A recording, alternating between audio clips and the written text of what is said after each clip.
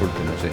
Y la verdad que bueno, nos va a suponer pues eso, 2 horas más de espera. Para mí es un fastidio porque yo vengo de Alicante, bueno, de Cartagena, entonces este vuelo era casi todos los días. Hemos pillado de los últimos vuelos directos, sí. Sí. Pues una faena.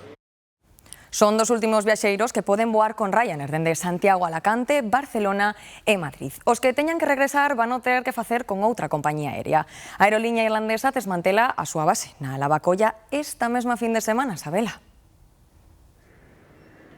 Si, Antía, Ryanair ten agora mesmo 2 avións con base aquí no aeroporto Rosalía de Castro. Ata agora eses avións comezaban e remataban as súas rutas diarias aquí neste aeródromo, pernoctaban aquí e tamén eran inspeccionados no Rosalía de Castro e as tripulacións deses avións tamén tiñan base aquí. Desde o domingo xa non será así.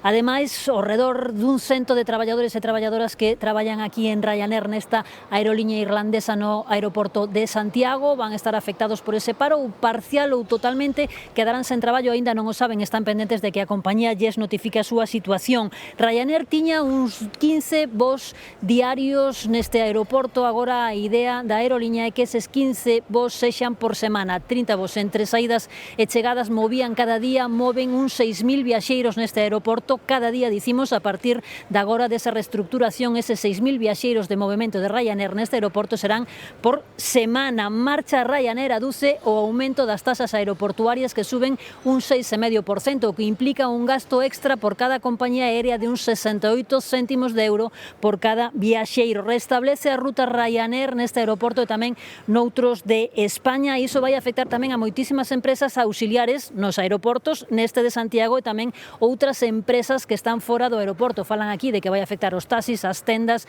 tamén a outros aloxamentos, ademais tamén afecta ao turismo e as conexións, porque agora, por exemplo, conectar desde aquí, desde Santiago con Madrid, é bastante complicado, ademais de caro, porque os prezos aumentan ante a falta de conexións e de viaxes con Ryanair. Hai outras compañías aéreas como Vueling, Vinter, Wizz Air ou Volotea que están buscando a posibilidade de encher eses ocos que deixa Ryanair, pero de momento a cousa aínda non está pechada.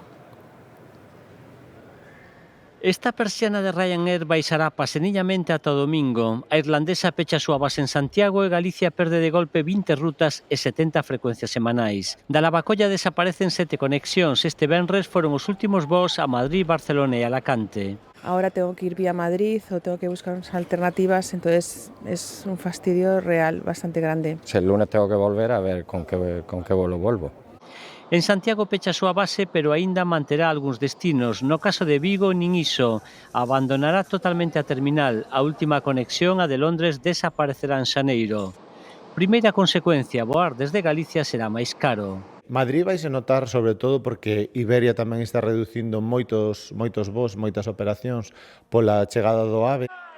Segundo impacto, despedimentos, a aeroliña pretende desfacerse de preto dun 100 de traballadores a través dun ERE. Un ERE fraudulento, non estamos dispostos a perder os postos de traballo. A fuga de Ryanair deixa un burato que preocupa aos empresarios. Creo que temos que hacérnoslo ver aquí en Galicia, creo que tenemos que complementar estos 3 aeroportos que temos.